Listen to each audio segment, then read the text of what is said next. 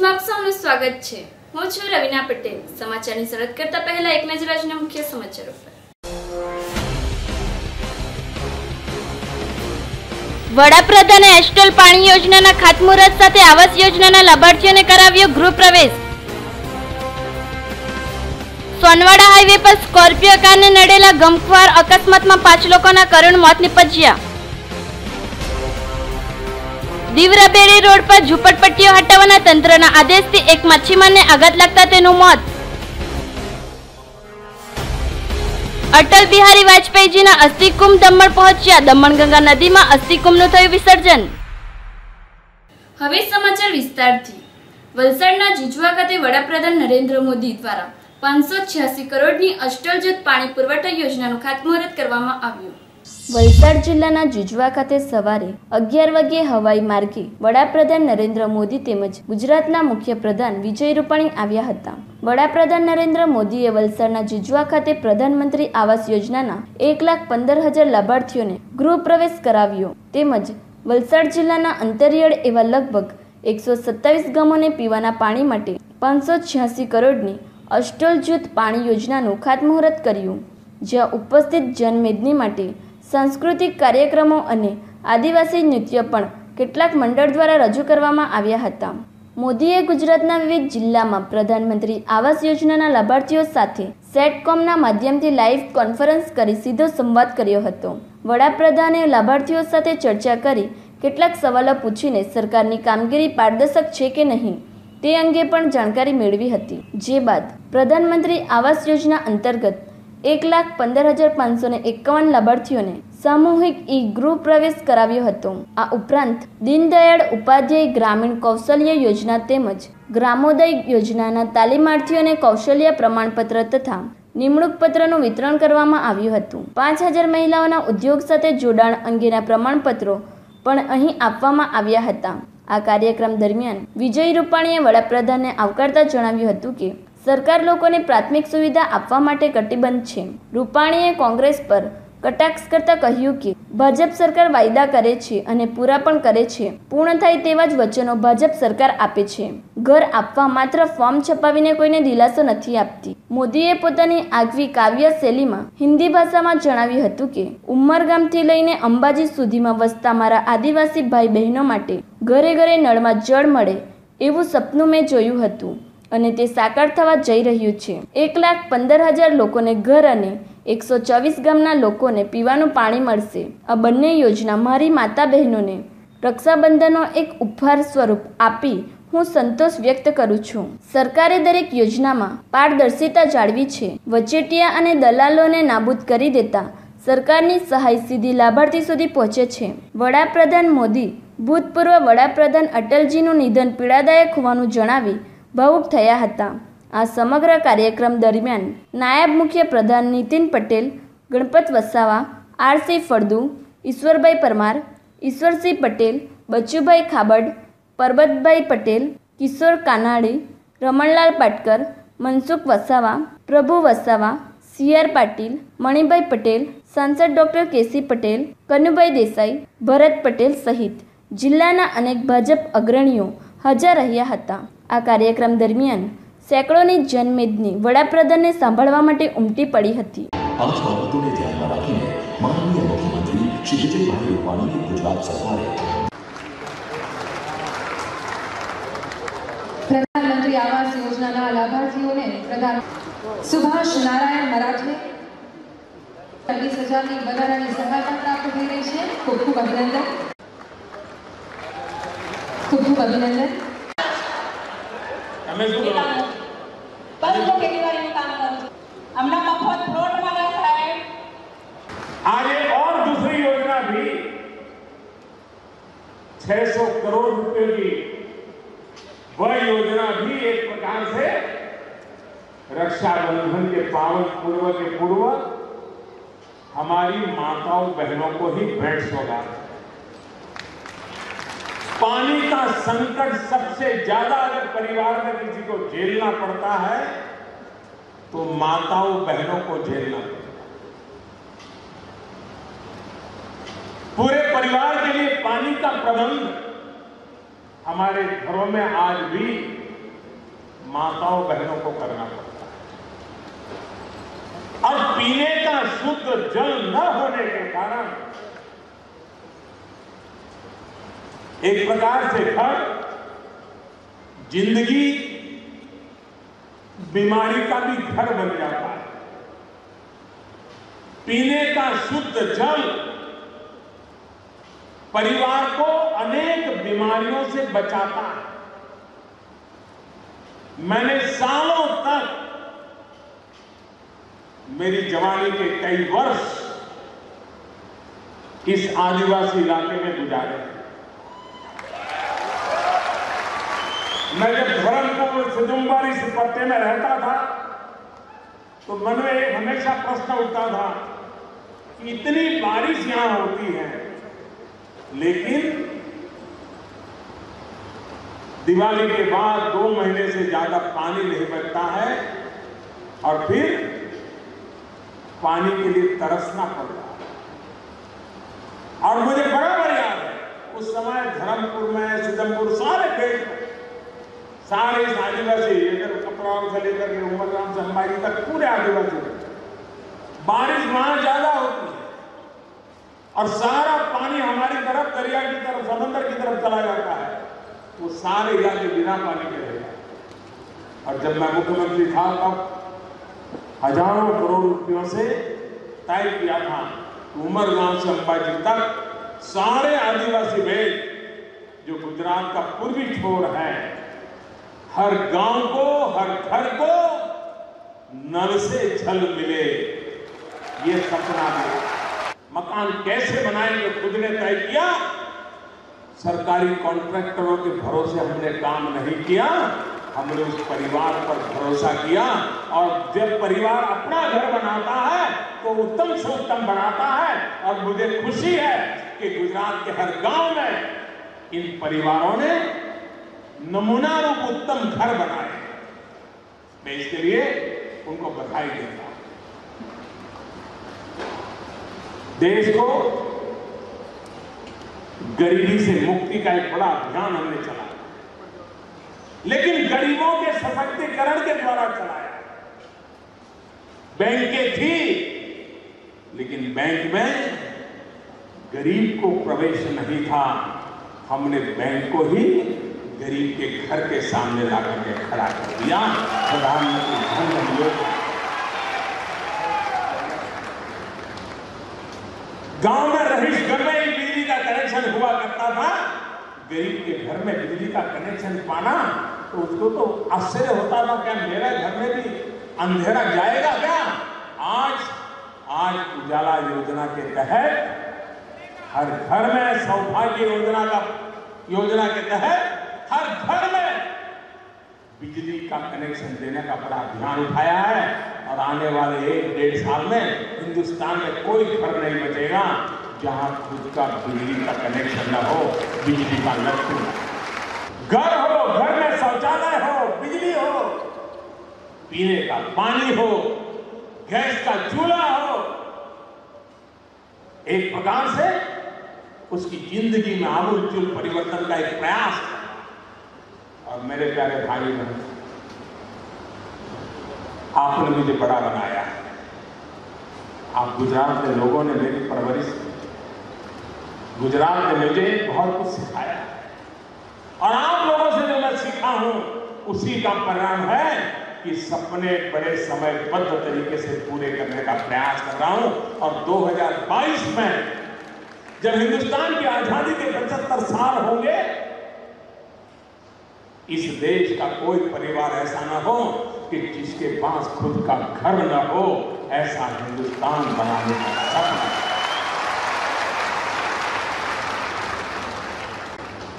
अब तक खबरें आती थी नेताओं के बड़े बड़े घर बनने की, अब तक खबरें आती थी नेताओं के घरों में मिला था।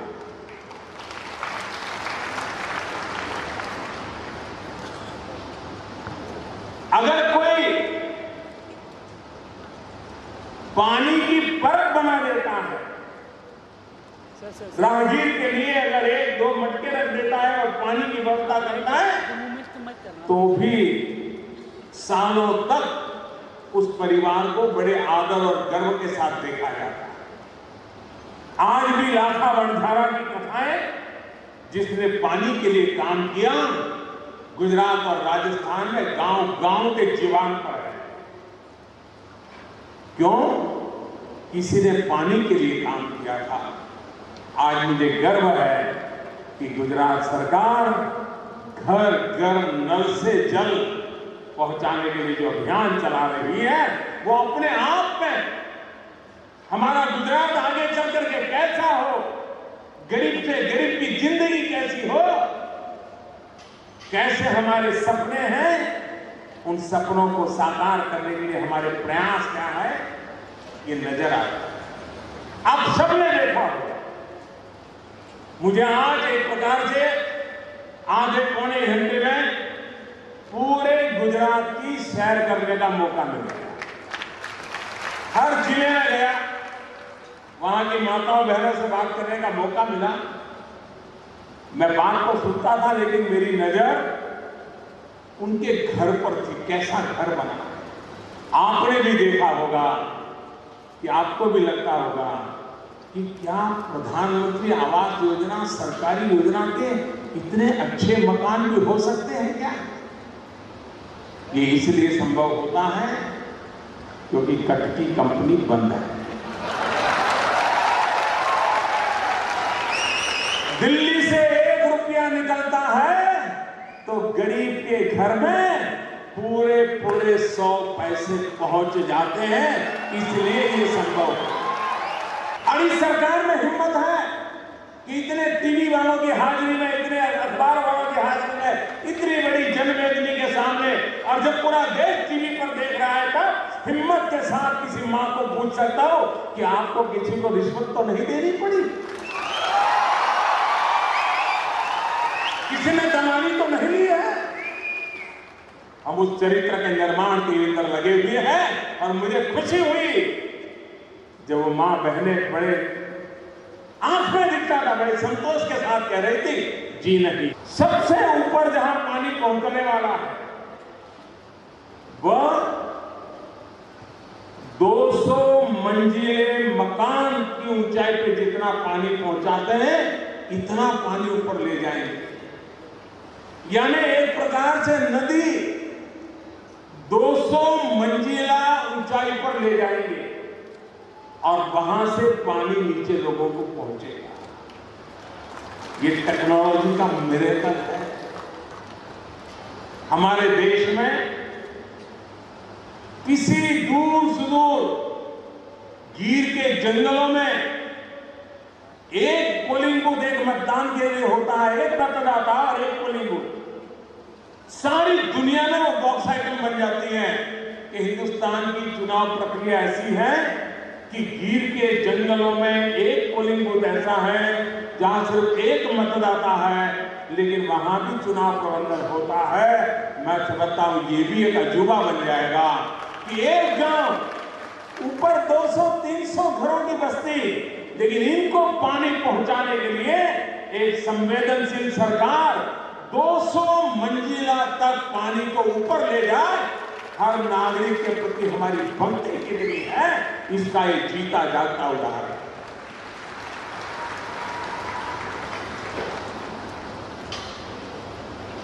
पहले भी सरकारें रही, आदिवासी मुख्यमंत्री भी रहे, और जब मैं नया नया मुख्यमंत्री बना था तो मुझे पहले जो आदिवासी मुख्यमंत्री रहे थे उनके गांव में जब मैं गया, पानी की टंकी थी लेकिन पानी नहीं था। उस गांव को पानी देने का काम भी सौभाग्य मुझे मिला था।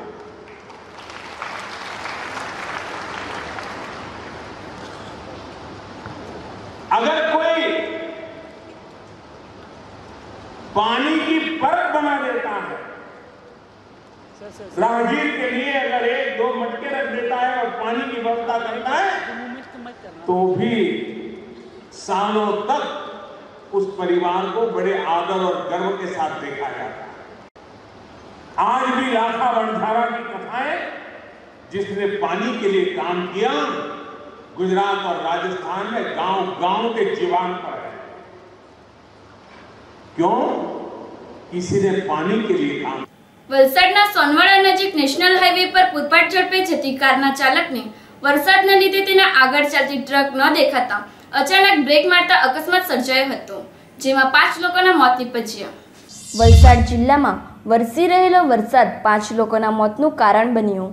વલસાડના સોનવાડા નજીકમાં નેશનલ હાઈવે નંબર 48 પર રાત્રિ દરમિયાન પૂરપાટ ઝડપે જઈ રહેલ સ્કોર્પિયોના ચાલકને વરસાદને લઈને તેની આગળ ચાલતી ટ્રક ન દેખાતા અચાનક બ્રેક મારી દેતા કાર પરનો કાબુ ગુમાવી દેતા સ્કોર્પિયો ડિવાઈડર કૂદી સામેના ટ્રેક પર ચાલી જતા સામે આવતી અન્ય ટ્રક સાથે અથડાતા કારમાં સવાર 5 લોકોના કરુણ મોત થયા છે।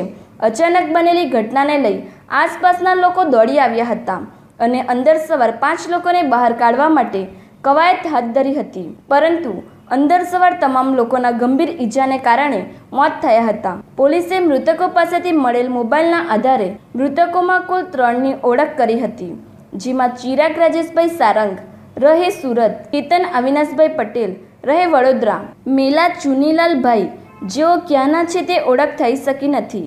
જો કે હજુ 2 લાશની ઓળખ બાકી હોય તેમના પરિજનો પણ વલસાડ આવવા માટે નીકળી ચૂક્યા હોવાનું પોલીસે જણાવ્યું હતું।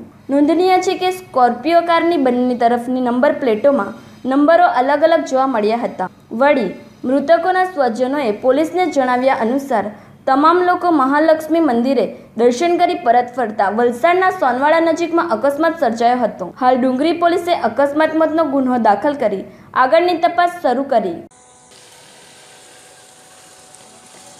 સંઘ પ્રદેશ દીવમાં પોર્ટુગીઝ સમયકાળથી માછીમારી ઝૂંપડપટ્ટીઓને હટાવવાના પ્રશાસનના આદેશથી આઘાત લાગતા માછીમારનું હાર્ટ એટેકથી મોત નીપજ્યું। પરિવારજનોએ પ્રશાસન પર આક્ષેપો કર્યા। સંઘ પ્રદેશ દીવમાં પોર્ટુગીઝ સમયકાળથી રબેરી રોડ ઉપર આવેલી માછીમારી ઝૂંપડપટ્ટીઓને હટાવવાના પ્રશાસનના આદેશથી આઘાત લાગતા માછીમાર બાબુભાઈ હરજી ઉંમર વર્ષ 45નું કરુણ મોત નીપજતા પરિવારમાં શોક છવાયો।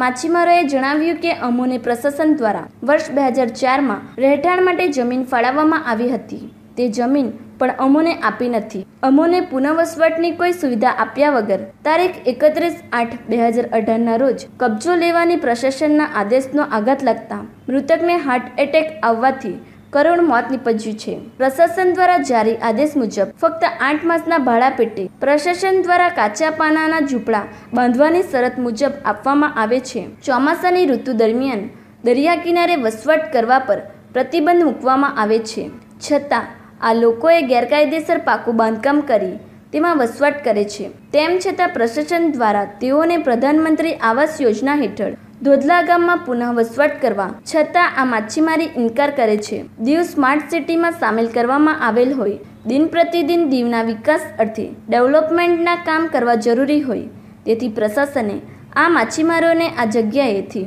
બીજી જગ્યાએ ખસેડવા કાર્યવાહી કરવાની તજવીજ હાથ ધરી છે અને આ જગ્યાને દીવ જેઠાભાઈ બસ સ્ટેશનથી દીવ કિલ્લા સુધી 1.8 કિલોમીટરનો 2 માર્ગીય રસ્તો બનાવવામાં આવશે।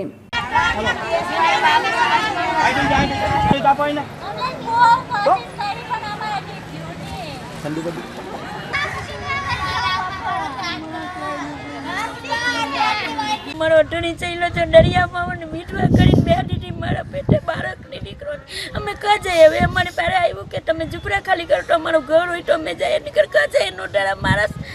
પછી મેં એ વખતના રે પુત્ર ઘરના રાતના મારા સાસુ સસરા લાવ્યા ત્યારના તો અમે કાચીને ખાઈ અમે માન 5 રૂપિયાની રોજી કરીને એમાં મારું પેટ ગુજરાન કરીએ, મને કોણ સહારું આપે?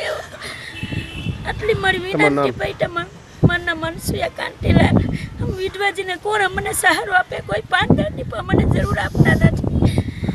કોઈ સરકારો આપ્યો પણ નહીં। આ બાબતમાં અમે કેટલા દિવસથી રણભોરમાં અમારું જીવન કઈ શાંતિ પણ નથી। ભગવાન પાસે અમે એટલી તમારી વિનંતી માંગીએ છીએ કે મને કાંઈ પણ મને દીવની અંદરથી તો કાંઈ પણ મને જમીન આપો અને મને બેહારો તમારા આશીષથી, એટલી તમારી બેરમાટ કરીને અમે પ્રાર્થના માંગીએ છીએ પ્રભુ પાસે। અત્યારે અમારી અલર્ટ એવી આવી છે કે મને સરકારમાંથી ઓર્ડર આપી દીધો છે કે તમે અત્યારે ઝૂંપડા 29 તારીખની અંદર તમે ઝૂંપડા ખસાવી લ્યો, નહીં તો તમારી ઓચિંતાના ટોળવાવાળા આવશે તો તમારી હાલત બુરી આવશે. સાહેબને અમે લોકોએ બધા પ્રાર્થના કરીને અમે કહેવા બેઠા કે સાહેબ અમને ગમે ત્યાં તમે અમને દીવની અંદર જમીન આપો. તો એ લોકો ના પાડે છે, દીવની અંદર જમીન નથી કંઈ તમને આપવા જેવી. સરકાર પાસે જમીન જ નથી, સરકાર પાસે જમીન મોંઘી બહુ છે એટલે તમને દીવના વ્યક્તિને મેં આપી શકે. ઝુંપડપટ્ટી અમે પોર્તુગીઝની સાલના સાહેબ રહીએ છીએ પણ અમારી કોઈ અરજી એટલા સુધી હમણાં 2004માં અમારી જમીન આપેલી છે, ફાળવેલી જમીન છે. અમે એ લોકોની પાસે અમે એ પણ માંગણી કરીએ છીએ તો એ બી નથી દેતા કે મોંઘી દીવની અંદર જમીન છે, તમને ગમે ત્યાં બી અહીંથી ખસાવવામાં આવશે તો તમે ખસાવી નીકળી જ જાઓ. અમને મારતોડ કરીને ભંગતોડ કરવા માટે તૈયાર થઈ ગયા તો અમે ક્યાં જઈએ અત્યારે બાબુભાઈની મમ્મીએ કીધું કે દીકરા આપણે ક્યાં જશું અત્યારે. તો એ લોકોએ કંઈ કીધું કે ભાઈ આપણે શું કરશું કે આટલા જેના જણ લઈને આપણે ક્યાં જશું, આગળ પાગલ ભરશું. આપણી કોઈ બાજુમાં કંઈ મકાન કે ઘર કે જમીન પણ નથી તો આપણે અહીંયા ઘૂસી જઈએ. એની મમ્મીએ જેમ કીધું ને એવી રીતના બાબુભાઈને અટેકનો હુમલો આવી ગયો છે એટલે અમે બહુ પાછળ પડી ગયા છીએ ને અમે ગરીબ માણસ જઈએ ક્યાં છે. અમે કોઈ અમને સાથ સરકાર આપો તમારી વિનંતી અમે કરીએ છીએ ને બાબુભાઈ ઓફ થઈ ગયા છે. બાબુભાઈ અમને સોરી ગરીબ જનતાને મૂકીને ચાલ્યા જાય છે. અમને સાહેબ કોઈ સાથ સરકાર આપતો ને અત્યાર સુધી અમારા બચ્ચા મારી બચ્ચે છોકરી 5 મારી છોકરીઓ છે, મારો હસબન્ડ બી ક્યાંય નથી જતો સાહેબ. હું એક કુંડલો વેચી મચ્છી વેચીને હું મારું પોતાનું ગુજરાન કરું છું સાહેબ. મારા બચ્ચા બી રડે છે, મારા બધા બહેનો ભાઈઓના બચ્ચાઓ રડે છે. મેં ક્યાં જાય, કોઈનો મોટાનો નથી સાથ, સરકારનો બી સાથ નથી. અમે ક્યાં જઈએ અત્યારે મેં ઝુંપડપટ્ટીમાં નોઢાણા ઊભીને રહ્યા છે. અમે દરિયામાં પાણીમાં સમુદ્રમાં મારા બાળકોને બી રાખીને મેં ઊભા છે. કોઈ અમને સાથ સરકાર આપતા નથી. મેં પોર્તુગીઝના વખતના અમારા ઘરની અંદર 90 વર્ષની માજી ઉપર અમારા ઘરમાં બેઠેલીઓ છે. અમે ક્યાં જાય, એમની 90 વર્ષની માજીઓને છોડીને અમારા જોંદરા ચાલ્યા જાય છે. એનું શું કર્મ નિયમ અમારું આગળ પગલું ભરો તમારો આભાર માન્ય છે. સમાચારમાં સમય છે નાનકડા વિરામનો.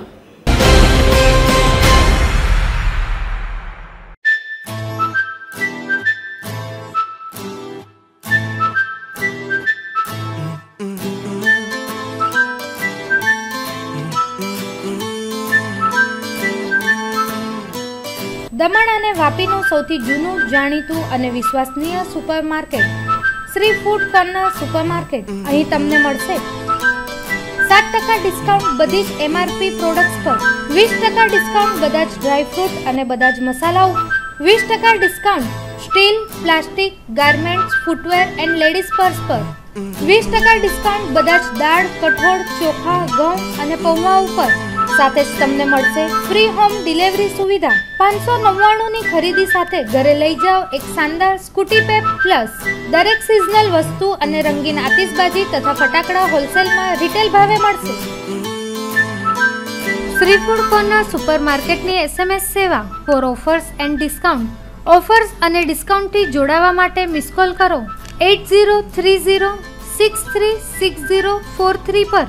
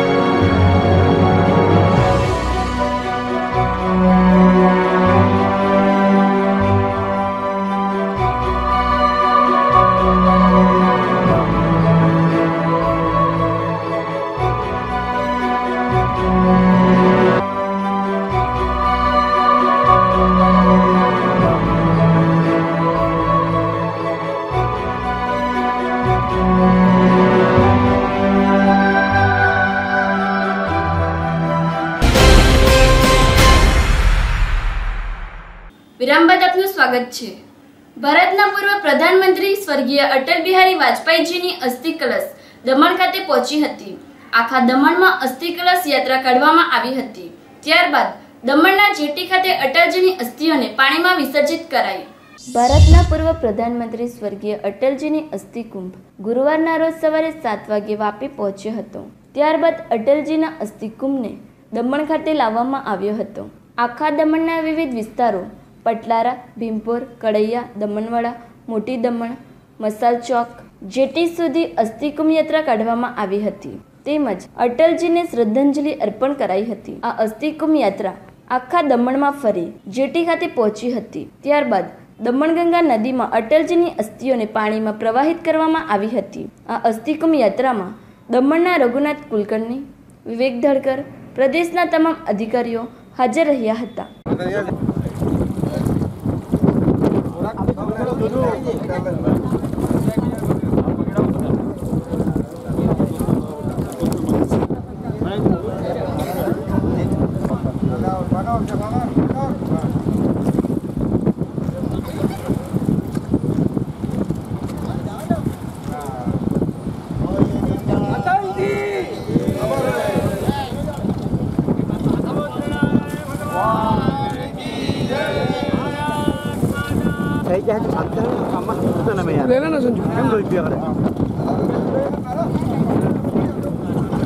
બોલતો જાજે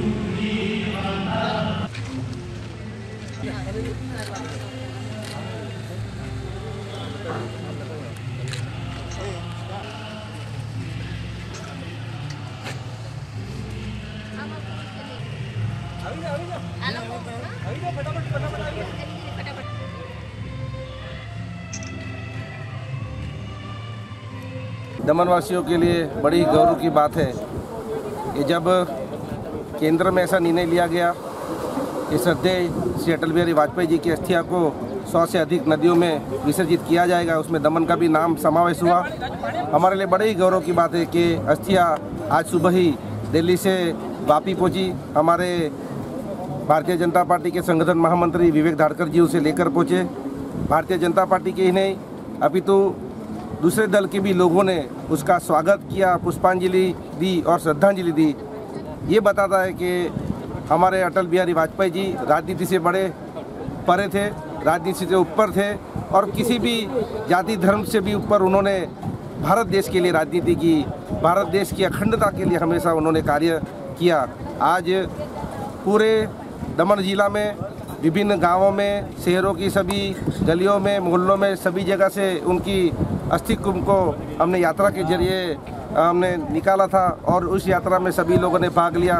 हम भारतीय जनता पार्टी दमनदीव की ओर से सभी का धन्यवाद करते हैं और ये हमारे भारत देश की एकता दिखाती है कि हम सब राजनीति को छोड़कर व्यक्ति ने अगर कोई महान कार्य किया तो व्यक्ति को पूरा ही मान सम्मान देते हैं। आज अटल बिहारी वाजपेयी जी को देश और दुनिया में सभी लोग मान सम्मान से देखते आ रहे हैं। आज वो हमारे बीच में नहीं रहे तो भी उनकी सारी यादें आज स्मृति में हमें आ रही है और मैं इतना ही कहूँगा कि अटल बिहारी वाजपेयी जी के मार्गों पर हम सब साथ में मिलकर चले। उन्होंने हर हमेशा से हमारे देश को विश्व पटल पर आगे बढ़ते हुए देखना चाहा, आगे बढ़ाया है और हमेशा से भारत देश विश्व गुरु बने ऐसा करके उन्होंने कार्य किया। मैं सभी से अपील करना चाहूँगा कि ऐसे महान नेता को हम सदैव याद रखें और उनके बताए हुए मार्ग पर हम सब साथ में मिलकर चले। आज जिस तरह से अस्थि कुंभ को यहाँ पर दमनगंगा और समुद्र नारायण का जो संगम है वहाँ पर विसर्जित किया गया, उनकी आत्मा को प्रभु परम शांति दे और ऐसे उनका मार्गदर्शन हमें सूक्ष्म रूप से भी मिलता रहे और उनके मार्ग पर हम सब चले। पुनः एक बार मैं अटल बिहारी वाजपेयी जी को नमन करने के साथ साथ दमन दीव की जनता को, दमन दीव की जनता की एकता को सलाम करता हूं और इसी तरह से हमारे बीच में एकता भाईचारा बना रहे और हम सब प्रगति के पथ पर आगे बढ़ते रहे, ऐसी शुभकामनाओं। वलसाड जुजवा खाते मोदीना कार्यक्रमમાં બસ લઈ જવા બાબતે પંચાયતના સભ્યએ ચાલકને ખરાબ ગાળો આપી થાપટ મારતા મામલો પોલીસ મથકે પહોંચ્યો।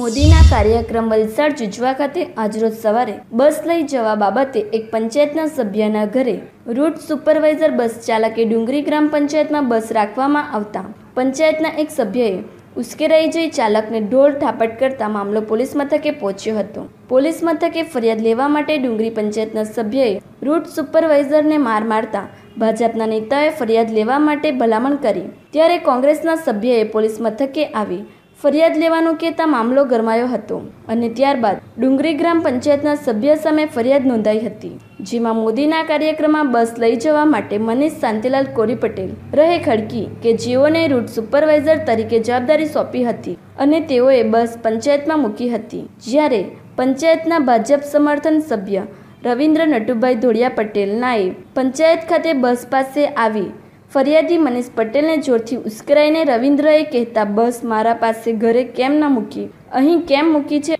અને નાલાયક ગાળો આપી 3-4 થાપડ મારી દીધી હતી અને બસના રૂટ અંગેના લેટર બતાવતા તેઓએ લેટર ફાડી નાખ્યો હતો અને મનીષનો શર્ટ ફાડી દીધેલ હતો અને ડુંગરી પંચાયતમાં કેવી રીતે નોકરી કરે એવી ધમકી આપી હતી, જે બાબતે મનીષે પાડી પોલીસ મથકે રવિન્દ્ર વિરુદ્ધ ફરિયાદ કરવા જતાં ભાજપના અમુક નેતાઓની પોલીસ મથકે ભલામણ માટે ફોનની ઘંટડી રણકતી હતી, ત્યારે બીજી તરફ કોંગ્રેસ સમર્થન તાલુકા પંચાયતના સભ્ય સતીશભાઈ પટેલ પારડી પોલીસ મથકે જઈ રવિન્દ્ર પટેલ સામે કાયદેસરની કાર્યવાહી કરવાની પોલીસ સમક્ષ માંગ કરી હતી અને સમગ્ર મામલામાં રાજકીય વાતાવરણ ગરમાયું હતું। ત્યારે હાલ પોલીસ માટે આ બાબતે અગ્નિ પરીક્ષા જેવા પ્રશ્નો ઉઠી રહ્યા છે। તાલુકા વિકાસ અધિકારી મને જે સુપરવાઇઝરમાં જે આજે પ્રોગ્રામ છે 23/8/2018ના રોજ જે મોદી સાહેબના પ્રોગ્રામ જોવા મુકામે છે તેમાં મારે બસ સુપરવાઇઝર તરીકે લઈ જવાની હતી ગામેથી, ડુંગરી ગામેથી, કે અહીંથી જે લાભાર્થી છે એ અમારા ડુંગરી ગામના જુજવા મુકામે લઈ જવાના હતા, પછી પાછા પરત કરવાના હતા।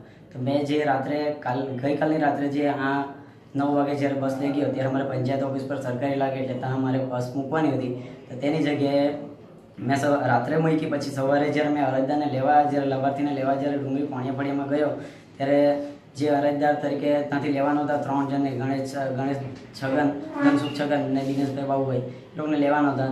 તે જે સ્થળે જઈ રહ્યો હતો તેટલામાં રવિન્દ્રભાઈ મને એમ કહે છે કે મારા ઘરે બસ કેમ નહીં મૂકેલી રાત્રે। મેં કહ્યું છે કે મારા પર લેટર તાલુકા વિકાસ અધિકારીનો હતો રૂટ સુપરવાઇઝરનો, તેના આધારે મેં સરકારી જગ્યાએ બસ મૂકેલી રાત્રે ને અહીંયા સવારે લાભાર્થીને લેવા આવ્યો છું। તો મારા હાથે ઝપાઝપી કરીને, મારા હાથે ગાળબેન કરીને મારે ઝઘડો કર્યો ને મને માર્યો, એ શર્ટ ફાડી નાખ્યો ને જે રૂટ સુપરવાઇઝર તરીકે જે લેટર આપેલો મને ત્યાંથી ઓર્ડરની કોપી આપેલી તેવી ફાડી નાખી। પછી મને કહે કે તારે અહીંયા જે હોય તે તારે કરી લેજે ને મેં આમ કરે ને તેમ કરે, તો નોકરી કેમ કરે તે જોઈ જ લેવા।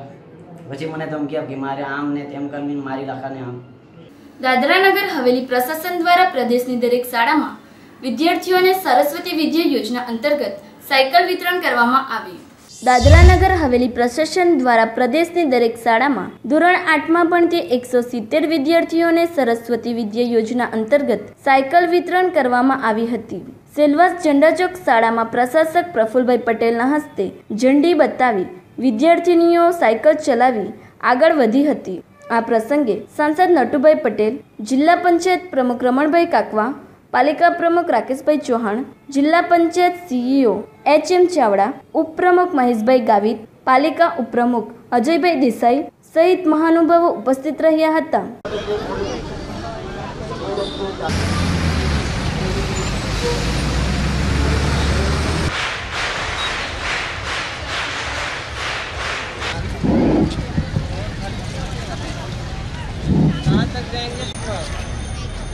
में अभी तक कैसे आती थी?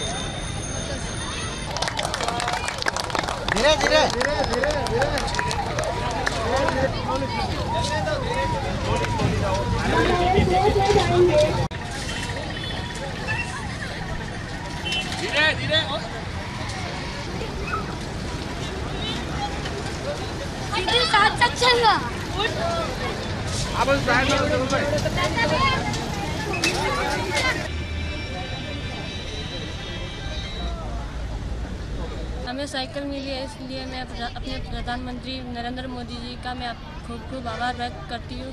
और बेटी पढ़ाओ बेटी बचाओ में प्रधानमंत्री का बड़ा योगदान रहा है, इसलिए सभी माता पिताओं को ये बेटी पढ़ाओ में आंदोलन लेना चाहिए और बेटी को पढ़ाना चाहिए, ना कि बेटों को ही हर बगल बेटों को ही क्यों बोलते, बेटी को भी पढ़ाना चाहिए। सब यहाँ पे इकट्ठा हुआ है सरस्वती विद्या योजना के अंडर 8वीं क्लास की लड़कियों को प्रोत्साहन देने के लिए वो बड़ी हो जाती हैं ताकि वो स्कूल में आ पाएँ, अपनी शिक्षा बीच में ना छोड़ें, क्योंकि 8वीं क्लास तक का स्कूल तो उनके घर के पास होता है, लेकिन जब वो हाई स्कूल में आते हैं तो स्कूल का डिस्टेंस थोड़ा सा बढ़ जाता है।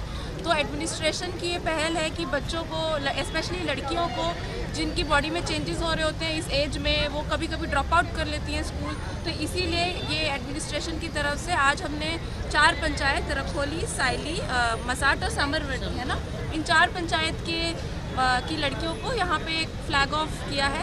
310 लड़कियों ने जिसमें इस रैली में पार्ट लिया है और वो थोड़े डिस्टेंस तक साइकिल चलाएंगी और हमारी ये कोशिश रहेगी कि ये आज यहाँ पे ख़त्म ना हो जाए, ये लड़कियाँ यहाँ पे साइकिल चलाती रहें। मैं जो district panchayat member, school principal सबसे रिक्वेस्ट करूँगी कि आप लोग जिन बच्चों को आज वो साइकिल नहीं चला पा रहे हैं प्रॉपरली, उनको आप स्कूल में थ्रू पीटी टीचर्स थोड़ा सा ट्रेनिंग दिलवाइए ताकि वो बच्चे साइकिल चलाने में पूरी तरीके से समर्थ हो जाएं और वो रोड पे डरे नहीं। और हमारी एडमिनिस्ट्रेशन की तरफ से भी हम ये कोशिश करेंगे, क्योंकि ये हैवी ट्रैफिक वाला एरिया है, तो एक साइकिल ट्रैक अगर यहाँ पे हम बना पाएँ ताकि ये बच्चों को कोई प्रॉब्लम नहीं हो रोज़ रोड क्रॉस करने में, साइकिल चलाने में। सरस्वती विद्या योजना के तहत साइकिल मिली, इसके लिए हम बहुत खुश हैं। हम सरकार के आभारी हैं।